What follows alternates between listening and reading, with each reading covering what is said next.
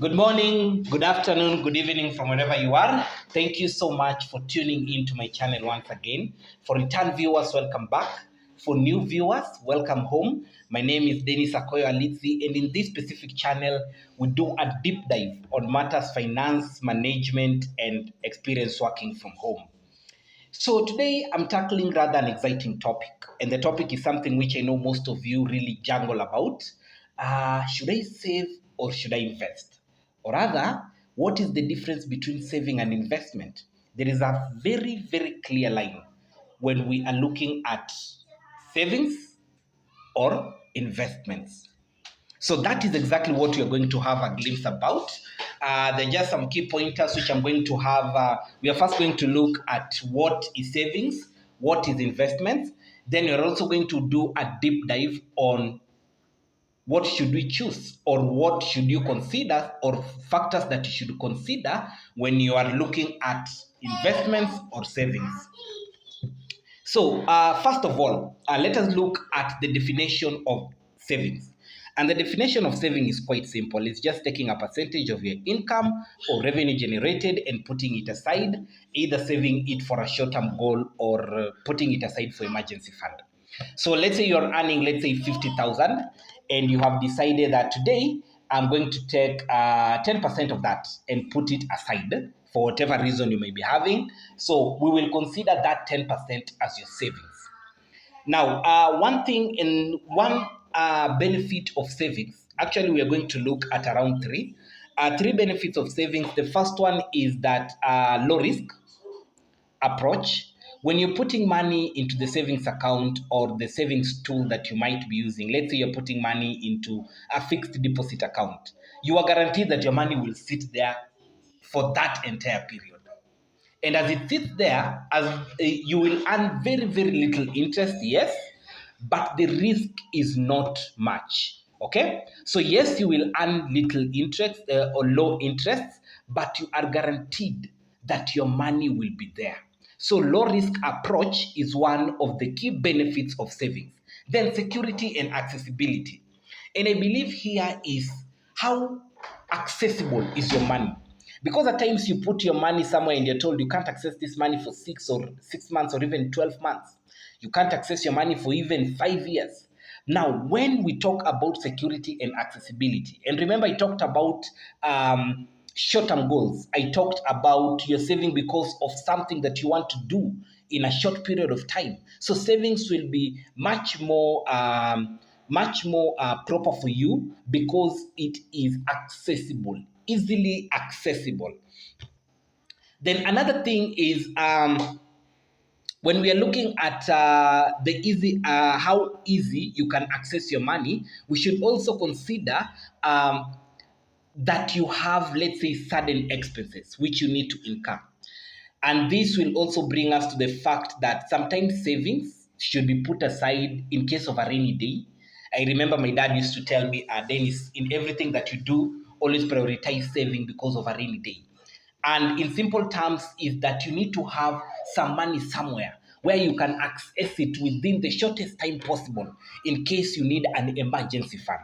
So savings can also come in handy if you're somebody who just needs to put money somewhere, but you know that maybe you're anticipating something to happen, or rather you're like, when anything happens, I need to be afloat. So you should consider savings other than investments. Now, what are some of the tools that we should consider when we are looking at saving our money somewhere? Now, the first tool is savings accounts, and there are several in Kenya. Like we have M-Pesa. Sorry, under M-Pesa we have KCB, we have Mshwari, we have Timiza application. I think it is for, is it Absa Bank if I'm not wrong. So you will find out that we have all these tools that can help us better manage or better, we can use these tools to save our money, put in our money. I'm not really sure about other countries, but I think in Kenya we always have a platform where we can transact money digitally, and in the same digital wallet you are able to access other tools like Mshwari. You are able to access other services like KCB, M-Pesa. You can take leverage of these tools and put your money there. So you are like, okay, I have all this money in my M-Pesa, I have all this cash. Where can I just put this money? Let it sit. But in case of in case I need to access it faster, I am able to do so. If I receive any emergency case, if I need maybe to, let's say, if I'm contributing to meet my short-term goals, I'm able to just go there and access it. So this is some of the tools that you can use. I'm not really sure about other digital wallets, if other countries have their own digital wallet where they can put their money, transact and save, but it will be great if I hear about them. So kindly feel free to share with me. I know I have a fan who's just subscribed from Namibia. Shout out to you. So tell us, what are some of the tools that you may use in Namibia when it just comes to saving your money? Then another thing is fixed deposit accounts. So we all know, if you are investing, never put your money on a fixed deposit account and you're considering that as an investment. No, to me that is a saving. Why? Because it is a very low risk investment, or rather it attracts very low interest rates. So if you put your money in a fixed deposit account, maybe you're saying, okay, I need to purchase something in the next 3 months. I need to purchase something in the next 6 months. Or you're a couple and your wedding is in December. So you're saying, okay, let's put this money somewhere for 6 months, then access it, let's say in October. And this money should help us in now facilitating the entire planning of our wedding. So that is something you can consider, because first of all, it is easily accessible. Second of all, low risk. And third of all, there is security. When you put your money there, you can sleep well, knowing that your money is somewhere very safe. Now, let us now look at investment. So we have touched on savings, and we have seen, first of all, what is savings. When should you consider saving? Okay? And the other thing is, how do you save? Now, let us now come to investment. An investment, in simple terms, it is when you acquire assets, you buy stocks, bonds, or you even invest in real estate. And by the way, I know I've promised you for a while, we are going to look at rates. Rates is a simple definition of where you can invest in real estate. So you don't really have a building, you don't really have a building somewhere, but you have invested your money in a place where you'll be able to earn from rental income. So I'm also going to just give you an entire overview about that specific thing. So investment is investing. It involves you purchasing assets. You are investing in stocks, you are investing in bonds, you are investing in real estate, and you're putting your money somewhere so that it can grow. Okay?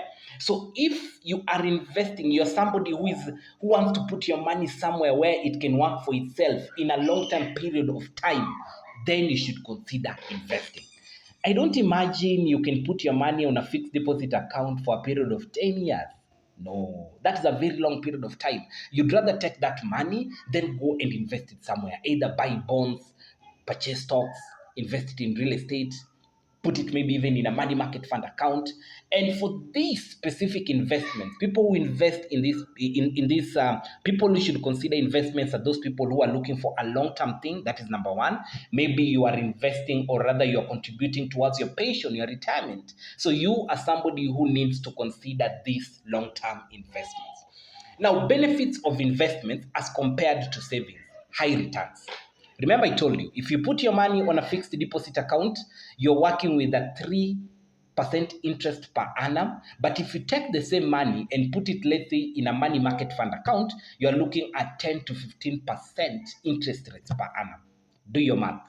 Basically, it means that the person who is putting his money on investments stands to get high potential returns from their stake, as compared to that person who is just savings for short-term use. Then compounding growth, I think that is something which I've just talked about. When you put your money, let's say, in a money market fund account, you stand to earn 10 to 15% in interest rates. When you put your money in a fixed deposit account, because you have a short-term goal, you will earn lesser interest. Now, it is even more. It is even you even stand a chance of earning higher interest rates if you, let's say, purchase bonds, if you, let's say, purchase stocks, if you, let's say, put your money in a real estate investments, you stand to earn even higher interests. Okay. Now, types of investments. I know I have talked about it. Stocks. Stocks is where you stand to get high returns. But again, with high returns, there is a high risk to it. Okay? So you really need to do your research and decide, what am I going to do with my money? If you are an investor, then you need to also understand the risks that you face should you take your funds and put it in that specific investment. That is research which you need to do, because at the end of the day, there are too many investments out there. And I will tell you for free, there are even investment. There is a time where Kenyans were duped, where they were told, if you send me 1 million, I have a business where I can loan people, and once I do that, you stand to earn even 30% interest rates within a month. Seriously? And you find out that very, very many Kenyans were conned in regards to that. So it is proper for you to do your due diligence. You should proceed with caution. You should do a background research of the company that you want to put your money in. Because if you are going to commit your money to somebody for, let's say, a period of 5 years, then you must make sure that they are stable and they have some experience in regards to that specific investment. Then real estate is also where I was telling you about REITs, and REITs is the real estate investment funds. And this one offers returns to investors at a very high interest rates. I will be touching to that specifically. Then you have mutual funds, and here you can consider putting your money in money market funds. There are several accounts for that. We have CIC, we have Sanlam, we have Britam, we have ICEA, I think ICEA Lions or something. That name confuses me, but I know you get what I mean. So you can put your money in these money market fund accounts, which they also come at with a very good interest rates per annum. So you just take your money, let's say it is 10 to 15% interest rates. Put your money there, even if it is for a year or 2 years, forget about it. Contribute monthly, and you will be able to take something substantial at home. Then, now let us look at the key differences between savings and investment. Because as I said, we need to understand there are some people out there who have put all their entire money on a fixed deposit account, and you don't know about all these other investments. So at the back of your mind, you're like, I'm investing, but in real sense, what you're doing is saving. Because at the end of the day, you are earning very, very low interest rates without knowing. Yet we have other money market fund accounts which you need to consider. You need to consider rates, investing in real estate. You need to consider buying bonds, purchasing stocks for other companies, so that you can increase the interest rates that you will be earning, or rather, your return should be high. Okay.